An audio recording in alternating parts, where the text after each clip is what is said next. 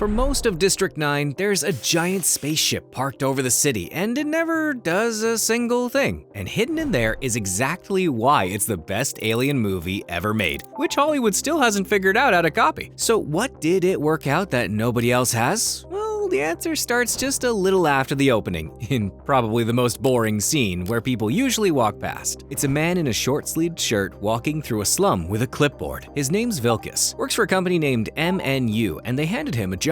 Go around the alien slum, get 1 million of them to sign an eviction notice so they can be shipped off to a camp further out. Now, how'd 1 million aliens end up in a slum in the first place? Well, the ship turned up, parked over Johannesburg, and then just stopped. Nothing ever came out of it. So after a while, people cut their own way in, and inside, it's packed with these things, starving and barely alive. We bring them down, put them in a camp near the ship, and over the years, that camp turns into a slum. That's your District 9. And by now, the whole city's sick of them being there. That's exactly why Vilkas is going door to door with this clipboard. Bangs on a shack, a 7-foot alien ducks out, and he just goes, "Sign here, please." And if it won't, he finds a way to make it. Every other alien movie, the ship shows up, everyone loses their shit, the army rolls in, and, well, you get it from there. This one, though? Nah, we help them. Somewhat. Military's doing other stuff. We'll get to that later. It's all interviews and experts and neighbors moaning to camera about the smell and the crime. Everyone being very,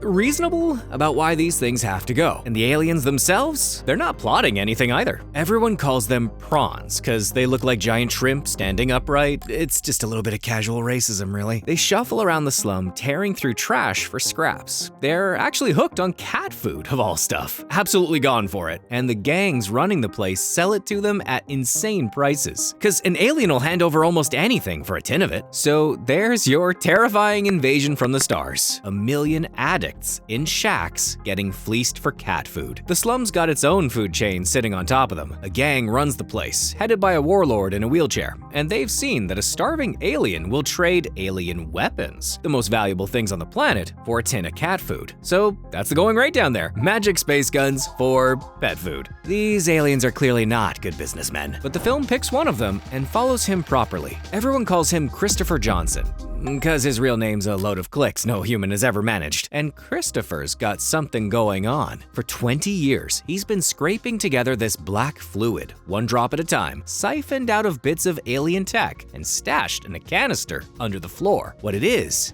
fuel. Get enough of it, and he can wake up a little command ship he's got buried under there, fly it up to the big one overhead, and get every last one of them off our planet. It's not just him, though. He's got a kid. The boy's sharp and smart and glued to his father's side, little guy, and he's the only other one who really gets the plan. 2 of them creeping down to that buried ship, the little one flipping switches he's clearly hit 100 times, and then both of them counting 20 years of scavenging down to the day they finally get to leave, is the warmest thing in the film, really. That's the big alien scheme in this movie. He wants to go home, and he wants to take his little boy with him. Line that up against every other one of these films. The aliens always want something off us. Our planet, usually. And other times it's snoo-snoo. Okay, it's not usually snoo-snoo, but it's safe to say they're typically seen as threatening entities we're going to war with. Or maybe they've flown across the whole galaxy to teach us some grand lesson about ourselves. Christopher wants nothing from us at all, though, except to leave. But during this whole struggle, aliens wanting to leave, Earth wanting alien tech, people in the area of the slums wanting them moved or gone, who has the power through all of it? Now, this question is a lot more interesting than it seems. Let me explain. Vilkas rolls up with a slip of paper and a guy with a rifle behind him. And Christopher, who's really just sharper than any human in that shack, has to stand there and take it. Being clever counts for nothing when the other side's got the guns, the law, and the bulldozers all on their side. Weapons are kind of a central conflict and point of interest in this film, which relates to the power question of earlier. The aliens have these guns that'll throw a grown man across a street or light him up so there's nothing left to scrape off the pavement. MNU wants them pretty badly, so badly they could taste it. And that's the real reason they've been babysitting 1 million aliens for lots and lots of time. But slight problem. These guns only fire if something with the alien's DNA is holding the trigger. A human picks one up, and it's just a lump of dead metal. MNU has been hammering at this for years, and they got nowhere. Labs full of alien guns, and not one of them they can actually get to work. All that money, resources, soldiers, research,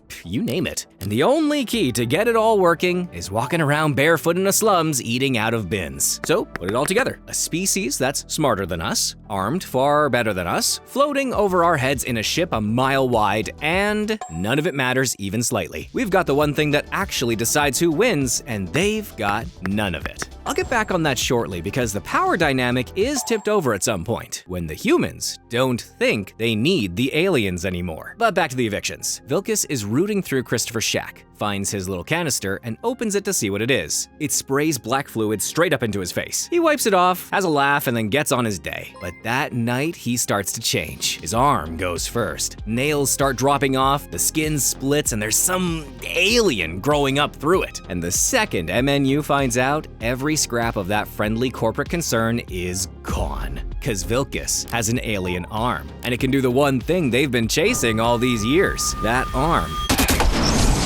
can fire the guns. Overnight, the man running the clipboard becomes the most valuable object on Earth. And the test they run on him is, pretty grim. They hand him an alien rifle, point him at a pig, and he blows it apart. And you can see on his face he wants none of it. Then they bring in a live prawn, tied down, and make him fire on that too. The whole while he's begging them to stop. They make him do it anyway, because in their heads, all they're doing is checking that the stuff that's been sitting in their hands works. And once they know it does, the plan is to cut everything alien out of Vilkas and share it around while he's still breathing. Probably works better fresh, right? The man who signs that order is the head of MNU, who also happens to be his father-in-law. I mean, in-laws, right? What are you gonna do? Mine would do it to me. They even go on the news and tell the whole country he's dangerously infected from having snoo-snoo with the aliens, just to be sure nobody goes looking for him or gets close to help him. So he runs. And where does someone like that even hide? Well, you probably guessed it right, the slums. He goes and hides in District 9. Now he's the one being hunted through those alleys, eating the cat food. Every single thing he's done to them the past few days, landing right back on his plate. At this point, I don't really know who I'm supposed to root for anymore. Early on, he's cooking a shack full of alien eggs, grinning about the popping sound they make as they cook, and then comparing it to popcorn. When he finally throws in with Christopher, it's not from a noble change of heart or anything. He just wants his arm back, so Vilkas needs him breathing. The aliens get no halo here either. Most of them are filthy and twitchy, and they'll tear a man in half if he corners them. That warlord in the wheelchair, Abasandro, he is convinced that eating alien body parts will help him fire their weapons. So he spends a good chunk of the film trying to saw Vilkas' arm off and swallow it raw. There's a whole stretch where Vilkas isn't even running from MNU. He's strapped to a table in the slums about to be eaten for parts. Basically the same fate as the lab, just in a slightly different place. When Vilkas does turn on Christopher, cause of course he does, I just told you he's not a good guy, it makes the case for him even worse. But they get the fuel back at last, and Christopher tells him the cure has to wait 3 years, cause he's just seen his own people carved up alive in the MNU labs, and he just won't walk away from that. Vilkas is furious. He cracks the one alien who ever helped him round the head and climbs into the ship to save his own skin. But then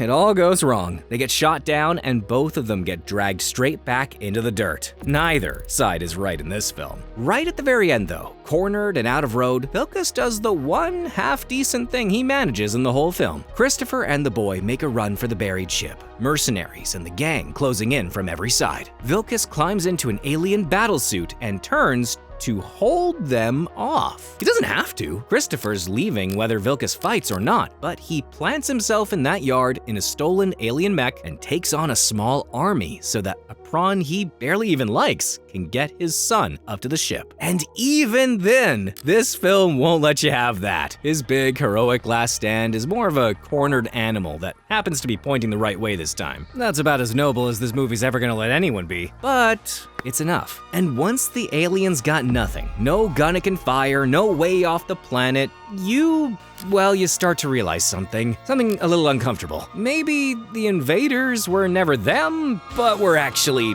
us. A ship full of refugees breaks down over our city, and we fence them in, start slicing them open the minute they turn useful, and holding them hostage for their tech. From up in that ship looking down, we're the horrible thing that fell out of the sky and made their whole existence a nightmare. We are the alien invasion. It just happens to be on our own soil, not theirs. And that's the thing that Hollywood usually can't pull off. It's got nothing to do with how hard it is to film, though. It's that they love a powerful alien more than they would like to make a small and beaten one. And the alien, its power back, the gun that fires, and the ship that flies, and you're the good guys all over again. They've got the tech superiority. That makes them the bad guys, right? But remember that ship that never did a single thing? Right at the end, it finally moves. Christopher gets up there, and after 20-odd years hanging dead over the city, it shudders back to life and drifts off home. The last thing the film leaves you with is Vilkas, down in the dirt, and now fully turned, a prawn like all the rest, bending a scrap of metal into a little flower. The alien got to go home, the humans the one left behind in the slum, hoping that one day they will remember to come back for him. But they probably won't. So, do I reckon it's actually the best alien movie ever made?